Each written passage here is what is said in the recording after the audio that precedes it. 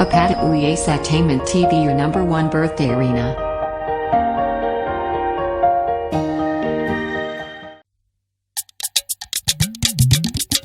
Oya, Ọláyẹmí, ó máa kú ọdún o. Deborah, ó kú ewu. Àpáta pààrà ewì dé. Yágbóyájú bí ọ̀sán Òṣogbo, èmi ò tí ì rí bàbá ńlá bàbá ẹni tó déjò mọ́ fìlà. Ó yá lé olóríire ọmọ ẹjẹ́ jọ lọ máa kí Ọláyẹmí ní jẹ́.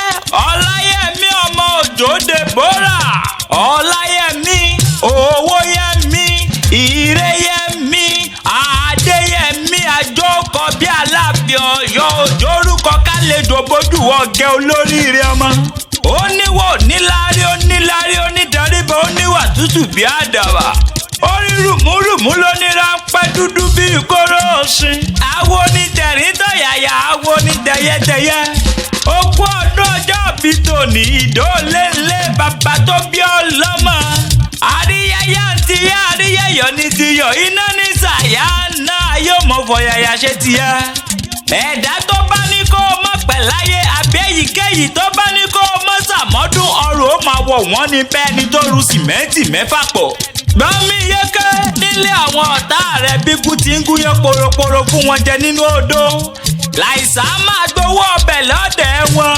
Ẹ̀yà kàlà ni ó mọ̀ sìnkú gbogbo ẹni tó bá ní òní dàgbà.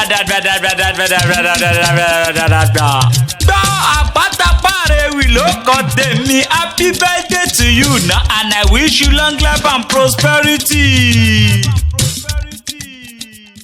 Thank you for watching our video and follow us on Instagram, Twitter and Facebook at Apata Ewi. Please don't forget to subscribe to our YouTube channel for more videos.